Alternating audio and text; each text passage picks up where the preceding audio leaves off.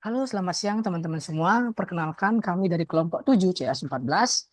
Nah, di sini kami akan menyampaikan hasil project based learning dari program studi independen Data Analyst for Business tahun 2024.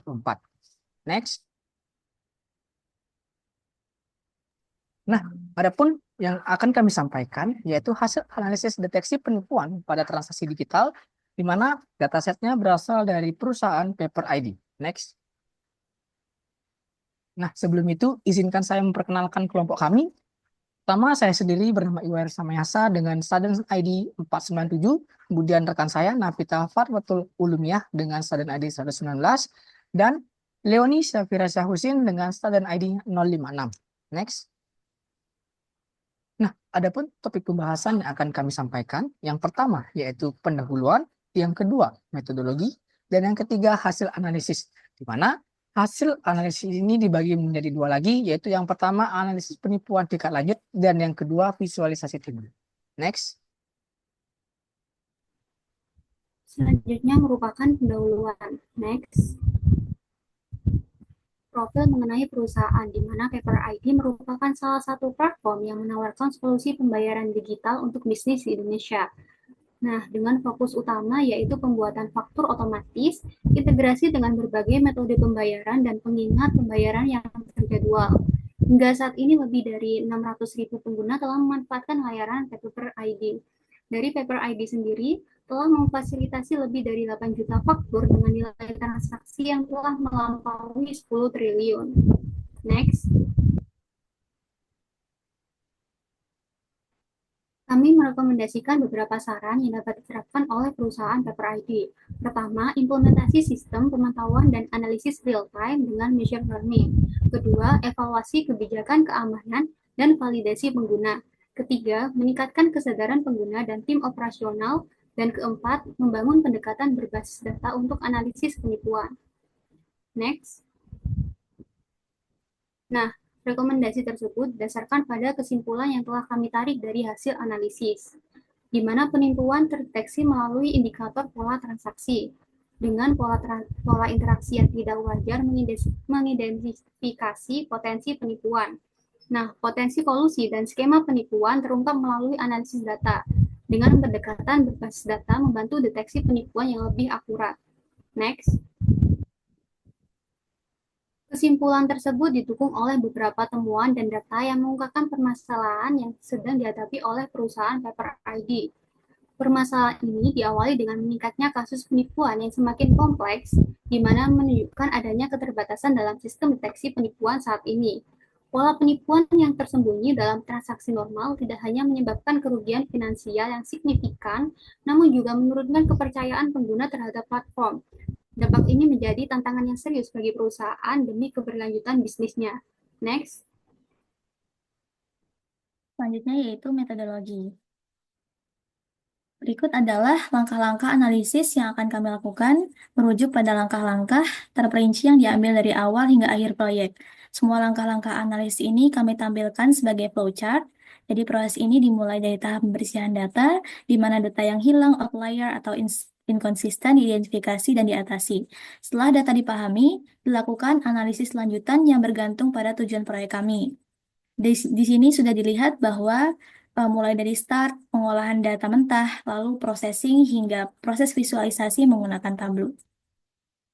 Selanjutnya untuk dataset yang dianalisis. Dalam pada kali ini terdapat 4 dataset utama yang berasal dari perusahaan Paper ID yang akan dianalisis untuk mendeteksi dan mengidentifikasi potensi penipuan dalam transaksi digital. Yang pertama itu ada dataset BIM Paper User yang berisi data pengguna atau perusahaan yang terlibat dalam transaksi digital. Yang kedua ada DIM Paper Promotion yang berisi informasi promosi yang diterapkan pada transaksi digital. Yang ketiga ada Fake Paper Digital Payment Transaction yang berisi data transaksi pembayaran digital yang diproses. Dan yang keempat, Fake Paper Digital Payment Request yang berisi data tentang permintaan pembayaran digital. Selanjutnya, untuk tools yang kami gunakan dalam proses analisis data, kami menggunakan 3 macam tools untuk mencapai hasil optimal dan komprehensif.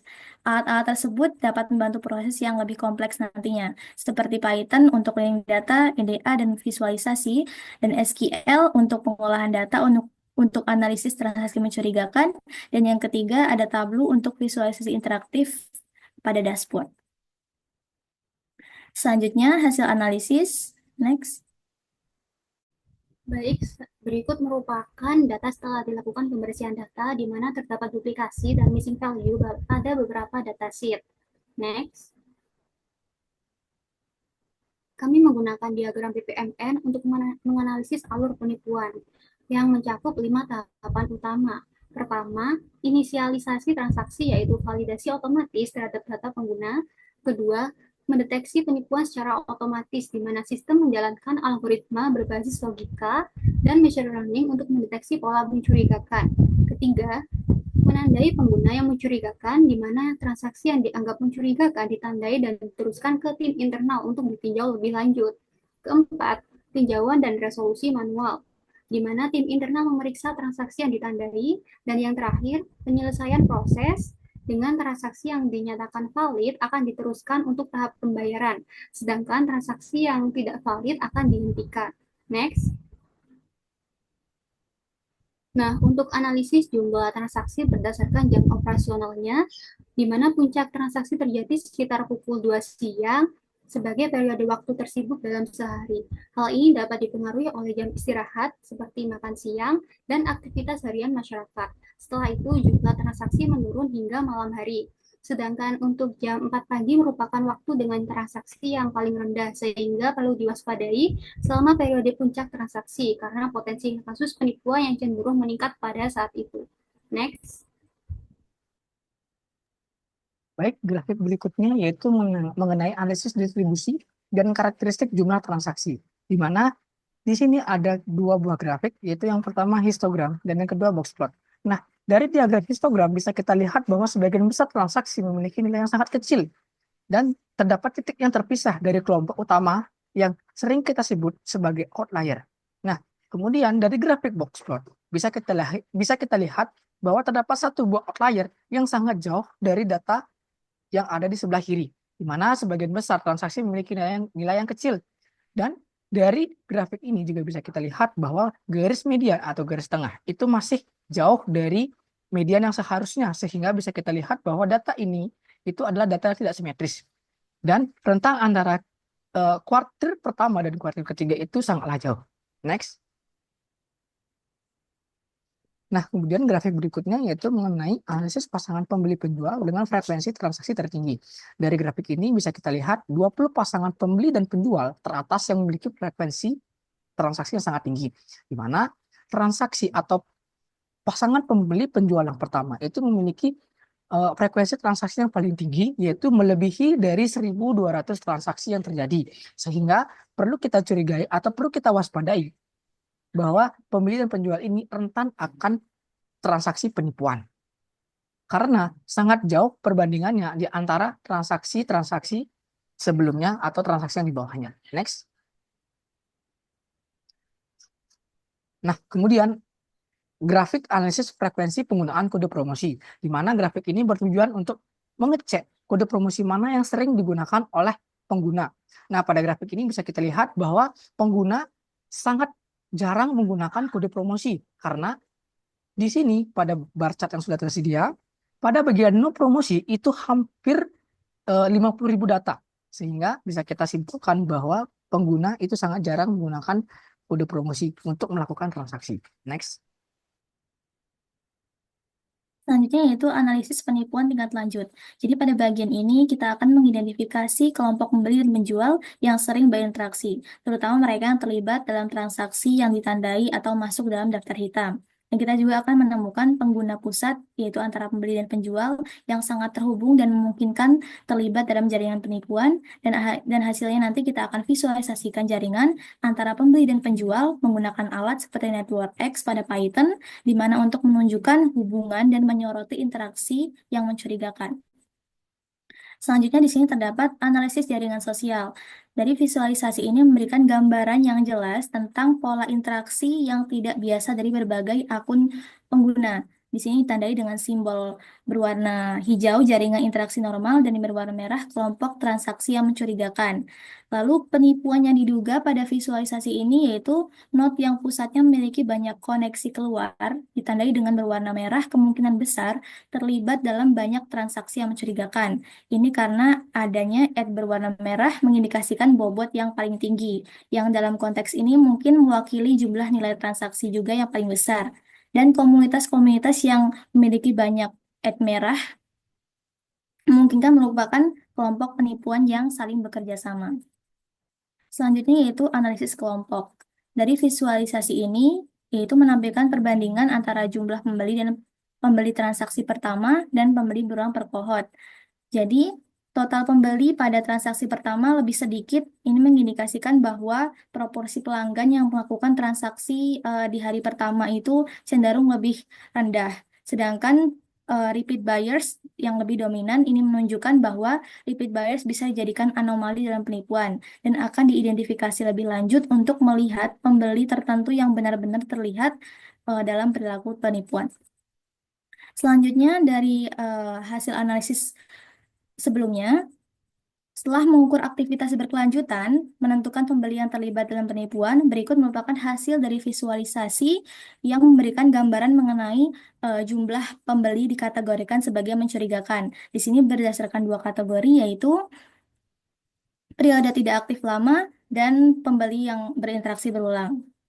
Sedangkan di sini dapat disimpulkan bahwa akun tidak aktif lama merupakan sumber utama aktivitas yang mencurigakan. Sedangkan interaksi berulang yang meskipun ada namun jumlahnya relatif lebih rendah dibandingkan dengan akun tidak aktif.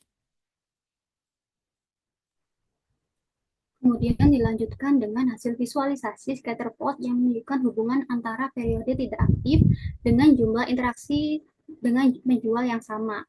Nah, periode tidak aktif lebih kuat sebagai indikator pengguna mencurigakan dibandingkan dengan jumlah interaksi dengan penjual yang sama. Pengguna dengan periode tidak aktif berpotensi terlibat dalam aktivitas tidak sah. Sementara itu, interaksi dengan penjual yang sama tidak selalu menunjukkan perilaku yang mencurigakan, sehingga periode tidak aktif dapat digunakan untuk mengidentifikasi pengguna yang berpotensi melakukan penipuan. Next. Untuk hasil visualisasi ini merupakan line chart yang menunjukkan hubungan perbandingan jumlah penipuan sebelum dan sesudah dilakukan kampanye promosi. Nah, untuk jumlah penipuan sebelum dilakukan promosi meningkat di pertengahan tahun lalu menurun di akhir tahunnya.